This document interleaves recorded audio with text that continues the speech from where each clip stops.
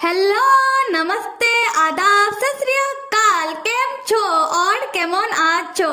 कहानी के शुरुआत में हम कहानी के मेन कैरेक्टर से मिलते हैं जिनका नाम है क्वीन फैन और हम इन्हें फैन कह के बुलाएंगे। फैन पहले फिल्मों का बहुत बड़ा स्टार था। उसके बाद फैन ने फिल्म करना छोड़ दिया और अभी फैन यूनिवर्सिटी का एक्टिंग डिपार्टमेंट का प्रोफेसर है जो स्टूडेंट को एक्टिंग सिखाता है और साथ में फिल्मों में जो नए एक्टर्स आते हैं उन्हें फैन एक्टिंग के लिए गाइड करता है। इन शॉर्ट उन्हें भी वो एक्टिंग वगैरह सिखाता है। हम फैन को देखते हैं जो तैयार होता हुआ मन में सोच रहा था कि पहले मैं जल्दी से तैयार होकर अपना मेकअप करके अपने काम के लिए निकल जाऊं। उसके बाद मुझे रात में पार्टी में जाना होगा क्योंकि इन्होंने मुझे इतना आने के लिए कहा तो मना तो नहीं कर सकता, इसलिए पार्टी में जाना ही होगा। और आज नान का आफ्टरनून क्लास है। अच्छी बात है, मैं बाद में नान को आफ्टरनून में उसके स्कूल छोड़ दूंगा। उसके बाद फैन अपने लिविंग रूम में आता है जहां हम एक छोटे से बच्चे को देखते हैं जो फैन के पास आकर कहता है डैड। और हाय, ये छोटा बेटा फैन का ही बेटा है जिसका नाम है नान और इस बच्चे का पूरा नाम है जियाओ नान और ये बच्चा 5 साल का है और जियाओ नान फैन का एडॉप्टेड चाइल्ड है। हाँ, नान फैन का सगा बेटा नहीं है बल्कि गोद लिया हुआ बेटा है। खैर, फैन तब अपने बेटे नान को एक ही हाथ से उठा लेता है और बहुत ही गुस्से में पूछता है कि नान, हो क्या गया है तुम्हें? तुम्हारा आज आफ्टरनून में क्लास है पर तुमने अभी भी स्कूल जाने की कोई भी तैयारी नहीं की, ऐसा क्यों? नान तब अपने डैड से कहता है कि डैड, असल में ना मुझे स्कूल नहीं जाना क्योंकि मैं बीमार हूँ। तब फैन कहता है कि नान, मैंने तुम्हें सिखाया है ना कि झूठ कहना पाप है। उसके बाद नान अपने डैड को सच्चाई बताता है। नान कहता है कि जब भी मैं स्कूल जाता हूँ और वहाँ मेरे टीचर या फिर कोई भी मेरा नाम पूछता है तो मैं अपना नाम बता देता हूँ और जैसे ही वो लोग मेरे फादर नेम पूछते हैं और मैं जैसे ही आपका नाम बताता हूँ वो लोग मेरे और आके फाड़ फाड़ कर देखने लगते हैं। वो लोग मुझसे सवाल पूछने लगते हैं कि मेरा सरनेम और आपका सरनेम अलग क्यों है, आपका फैन और मेरा नाम क्यों है। और मेरे जो क्लासमेट है वो लोग मेरे ऊपर हंसने लगते हैं।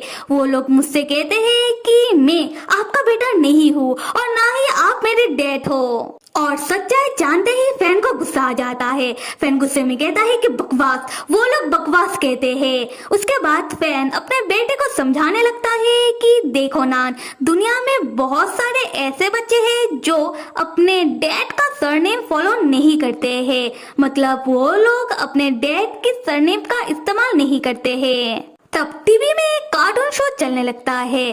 फैन तब उस कार्टून शो को दिखाते हुए नान को समझाता है कि नान, इस कार्टून में जो पप्पा बिहार है उसका पूरा नाम क्या है, बाई जी, और जो उसका बेटा है उसका पूरा नाम क्या है, पी डी, और इन दोनों का भी तो सरनेम अलग है, तो क्या ये दोनों बाप बेटे नहीं है? बिल्कुल है ना? तब नान पूछता है कि क्या सच में डैड? और नान का डैड कहता है कि क्या तुम्हारे डैड ने कभी भी तुमसे झूठ कहा है? यहाँ नान खुश होकर कहता है कि ठीक है डैड, आज मैं जैसे ही आफ्टरनून स्कूल जाऊंगा मैं सबको समझा दूंगा जो आपने अभी अभी मुझे समझाया है कि सरनेम से कुछ नहीं होता और आप ही मेरे डैड हो। फिर फैन नान से कहता है कि नान, अगर तुम्हें कोई परेशान करे या फिर तुमसे कोई गलत बात कहे तो सुनकर चुप मत रहना, उन लोगों को मुंह तोड़ जवाब देना। नान कहता है कि ठीक है डैड, जैसा कहेंगे नान वैसा ही करेगा। तब फैन को अपने बेटे के शक्ल में एक और लड़के की शक्ल दिखाई देने लगती है जो फैन से मुस्कुराते हुए कह रहा था कि फैन भैया जैसा कहेंगे वाई वैसा ही करेगा। तब फैन अपने मन में कहता है कि मेरा वाई। खैर, तब नान फैन से पूछता है कि डैड क्या हुआ है आपको, अब परेशान क्यों लग रहे हो?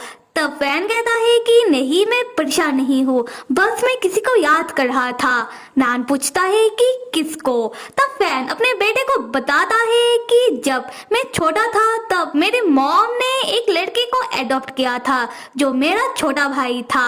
तब नान पूछता है कि डैड, पर मैंने आपके किसी भाई को कभी नहीं देखा।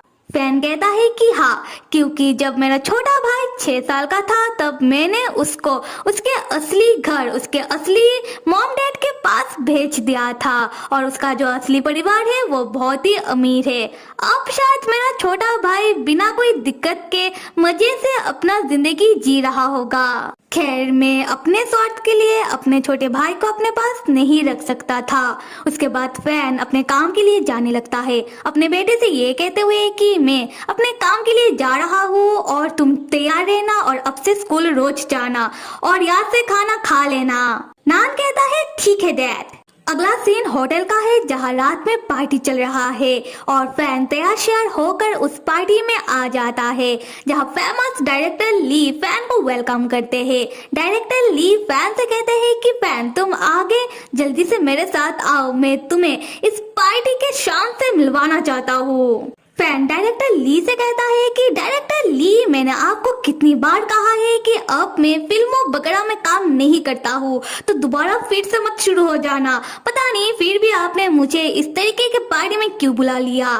डायरेक्टर ली कहते हैं कि हाँ भाई, मुझे पता है कि तुम अभी फिल्मों में एक्टिंग नहीं करते हो, पर नए आए हुए स्टार को गाइड तो करते हो ना, तो मैंने आज तुम्हें इसी काम से बुलाया है। असल में मेरा एक नया फिल्म आने वाला है जहां मैं एक नए लड़के को लॉन्च कर रहा हूँ जो मेरे फिल्म का मेल लीड है। तो मैं चाहता हूँ कि तुम उसे एक्टिंग में गाइड करो, उसे एक्टिंग सिखाओ, जिससे उसका आने वाला भविष्य चमक जाए, समझ रहे हो ना। तब पार्टी में हमें एक लड़के को दिखाया जाता है जो अपने मुंह में अपना कोट रखकर पार्टी में सो रहा था, जो शोर से जाग जाता है और पार्टी में आए हुए मेहमानों से बहुत अकड़ुए में कहता है कि इतना शोर क्यों हो रहा है, अगर इतना शोर ही करना है तो यहाँ से बाहर निकलो। तब जो डायरेक्टर ली है वो फैन को बताते हैं कि ये वही नया लड़का है जिसके बारे में मैं तुमसे अभी बात कर रहा था। असल में ये लड़का प्रोड्यूसर का लड़का है जो मेरे फिल्म में इन्वेस्ट कर रहे हैं। फैन तब अपने मन में सोचता है कि मैं जितना डायरेक्टर ली को जानता हूँ वो इस तरीके के अकड़ू लोगों को बर्दाश्त नहीं करते हैं। ये कौन से प्रोड्यूसर का बेटा है जिसका नखरा डायरेक्टर ली जैसे लोग बर्दाश्त कर रहे हैं। तब हम उस लड़के को देखते हैं जो बहुत ही गुस्से में टेबल को लात मारते हुए अपने मुंह से अपना कोट हटाता है और पार्टी में आए हुए मेहमानों से कहता है कि चुप क्यों नहीं हो रहे हो, मैंने तुम लोगों को शोर बंद करने के लिए कहा है ना, समझ नहीं आता। और यहाँ हमें बताया जाता है कि ये अकड़ू लड़का, मतलब ये लड़का फू एंटरटेनमेंट कंपनी का प्रेसिडेंट का बेटा है और फू परिवार का सौतेला बेटा, और इस लड़के का नाम है फू यान फू और यही कहानी का मेन लीड है। फैन जैसे ही फू यान फू का शक्ल देखता है, फैन का छोटा भाई वाई का शक्ल फैन के आंखों के सामने आने लगता है।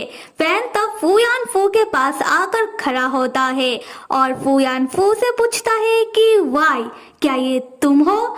हाँ, फू यान फू फैन का छोटा भाई वाई ही है जिसको हम वाई कह के बुलाएंगे, ठीक है। और वाई और फैन, उन दोनों के बीच कोई खून का रिश्ता नहीं है, वो दोनों कोई सगे भाई नहीं है। असल में बचपन में फैन के परिवार वालों ने, मतलब फैन के मॉम ने वाई को गोद लिया था। खैर, वाई तब फैन को देखकर गौर से देखने लगता है, फिर वो अपने मुंह में एक जबरदस्ती का स्माइल करते हुए उठकर खड़ा होता है और फैन से कहता है कि कितना वक्त हो गया आपसे मिले हुए मिस्टर फैन। या फैन को समझ नहीं आ रहा था कि उसका छोटा भाई उसे भैया फैन ना कहे कि मिस्टर फैन कहे कि क्यों बुला रहा है। खैर, फैन फिर भी बहुत खुश था अपने छोटे भाई वाई से मिलकर। फैन खुश होकर वाई से कहता है कि वाई, क्या ये सच में तुम हो?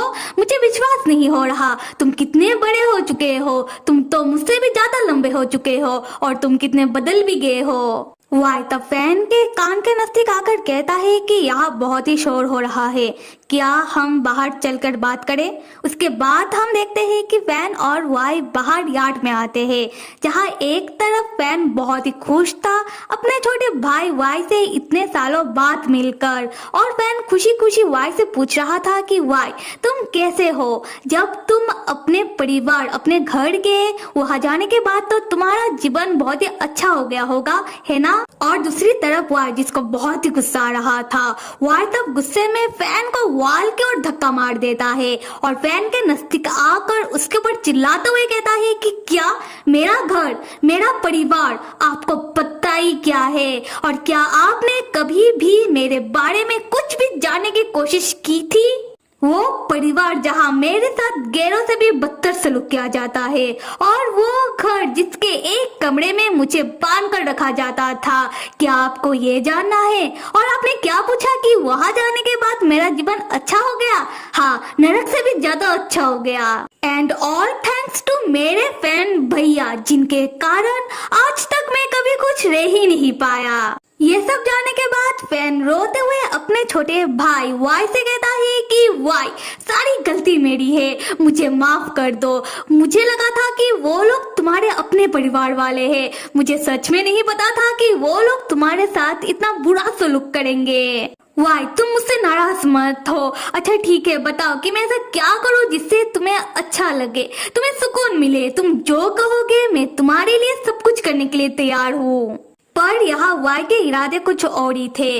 वाई तब फैन को जोर से पकड़ के पूछता है कि क्या सच में आप मेरे लिए सब कुछ करने के लिए तैयार हो? फैन कहता है कि हाँ, तुम बताओ। वाई तब फैन के नजदीक आता हुआ कहता है कि क्या फैन वाई के खुशी के लिए वाई के साथ वो सब करने के लिए भी तैयार है? ये सुनकर फैन हक्का बक्का रह जाता है। फैन यहाँ कुछ बोल ही नहीं पाता, क्योंकि फैन जिस वाई को अपना छोटा भाई मानता हुआ आ रहा है, वो वाई अभी फैन को उसके साथ इंटीमेट होने के लिए कह रहा है।